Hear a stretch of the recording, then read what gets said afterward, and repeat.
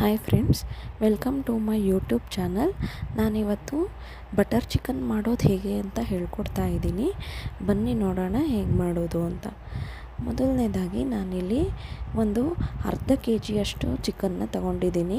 Skinless ತೊಗೊಂಡಿದ್ದೀನಿ. ಅರ್ಧ K ಜಿಯಷ್ಟು ಚಿಕನ್ನ ತೊಗೊಂಡು ಅದನ್ನು ತೊಳೆದ್ಬಿಟ್ಟು ನೀರು ಸೋಸಿಬಿಟ್ಟು ಈಗ ಒಂದು ಟಬ್ಬಿಗೆ ಹಾಕ್ತಾಯಿದ್ದೀನಿ. ನೋಡಿ, ಇದಕ್ಕೆ ನಾನು 1 ಟೇಬಲ್ ಸ್ಪೂನ್ ಆಗುವಷ್ಟು ಶುಂಠಿ ಬೆಳ್ಳುಳ್ಳಿ ಪೇಸ್ಟು ಮತ್ತು ಮೊಸರು ಹಾಕ್ತಾಯಿದ್ದೀನಿ. 1/4 ಲೀಟ್ರ್ ಮೊಸರಲ್ಲಿ ಒಂದು 1/4 ಭಾಗದಷ್ಟು ಮೊಸರು.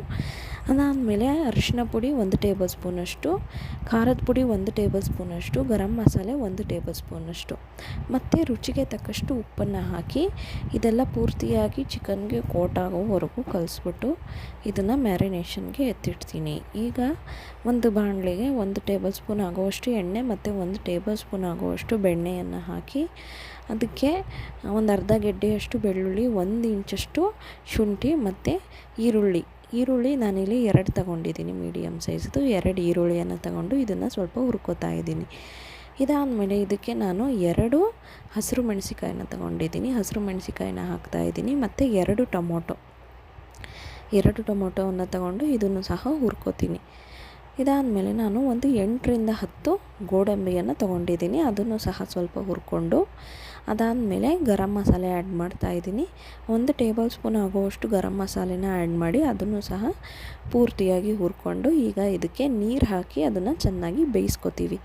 ಈ ಟೊಮೊಟೊ ಅದೆಲ್ಲ ಬೇಯಬೇಕು ಚೆನ್ನಾಗಿ, ಅಲ್ಲಿವರೆಗೂ ನಾವು ನೀರು ಹಾಕಿ ಬೇಯಿಸ್ಕೋಬೇಕು. ನೋಡಿ, ನೀರೆಲ್ಲ ಹಿಂಗಿ ಅದು ಪದಾರ್ಥಗಳು ಮಾತ್ರ ಮಿಕ್ಕಿರಬೇಕು. ಇಲ್ಲಿವರೆಗೂ ನಾವು ಅದನ್ನು ಬೇಯಿಸ್ಕೋಬೇಕು. ಇದಾದಮೇಲೆ ನಾನು ಇದನ್ನು ಒಂದು ಜಾರಿಗೆ ಟ್ರಾನ್ಸ್ಫರ್ ಮಾಡ್ತಾಯಿದ್ದೀನಿ. ಪೂರ್ತಿಯಾಗಿ ತಣ್ಣಗಾದಮೇಲೆ ರುಬ್ಬಬೇಕು. ಬಿಸಿಯಲ್ಲೇ ರುಬ್ಬಿದ್ರೆ ನಾವು ಅದಕ್ಕೆ ಟೇಸ್ಟ್ ಸಿಕ್ಕಲ್ಲ. ಹಾಗಾಗಿ ಈಗ ಒಂದು ಬಾಣಲಿಗೆ ಎಣ್ಣೆ ಹಾಕಿ ನಾವು ಮ್ಯಾರಿನೇಟ್ ಮಾಡಿಟ್ಟಿದ್ದಂಥ ಚಿಕನ್ನ ಹಾಕ್ತಾಯಿದ್ದೀವಿ. ಇದನ್ನು ಹುರ್ಕೋಬೇಕು. ಎಣ್ಣೆಯಲ್ಲೇ ನಾವು ಚಿಕನ್ನ ಬೇಯಿಸ್ಕೋಬೇಕು.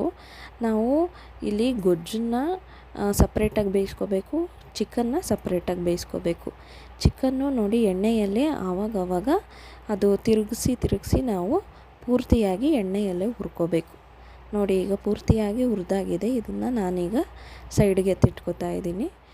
ಇದಾದಮೇಲೆ ನಾನು ಇದೇ ಬಾಣಲಿಗೆ 1 ಟೇಬಲ್ ಸ್ಪೂನ್ ಆಗುವಷ್ಟು ಬೆಣ್ಣೆಯನ್ನು ಹಾಕಿ ಇದಕ್ಕೆ ನಾವು ಮಾಡಿಟ್ಟಿದ್ದಂಥ ಮಿಶ್ರಣನ ಹಾಕಬೇಕು.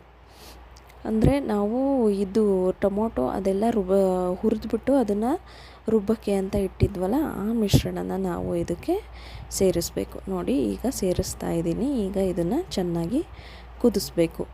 ನಾವು ಈ ಮಿಶ್ರಣ ಸ್ವಲ್ಪ ಗಟ್ಟಿ ಆಗೋವರೆಗೂ, ಅಂದರೆ ಈ ಗೋಡಂಬಿ ಇರೋದ್ರಿಂದ ಗಟ್ಟಿ ಆಗೇ ಆಗುತ್ತೆ. ಪೂರ್ತಿಯಾಗಿ ಗಟ್ಟಿ ಆಗೋವರೆಗೂ ಚೆನ್ನಾಗಿ ಕುದಿಸ್ಬಿಟ್ಟು ಅದಕ್ಕೆ ನಾನೀಗ ಉಪ್ಪು ಮತ್ತು 2 ಟೇಬಲ್ ಸ್ಪೂನ್ ಆಗುವಷ್ಟು ಅರಿಶಿನ, 2 ಟೇಬಲ್ ಸ್ಪೂನ್ ಆಗುವಷ್ಟು ಕ್ರೀಮ್ನ ಆ್ಯಡ್ ಮಾಡ್ತಾಯಿದ್ದೀನಿ. ಕ್ರೀಮ್ನ ಆ್ಯಡ್ ಮಾಡಿ ಈಗ ಅದನ್ನು ಪೂರ್ತಿಯಾಗಿ ಮಿಕ್ಸ್ ಕೊಡ್ತಾಯಿದ್ದೀನಿ.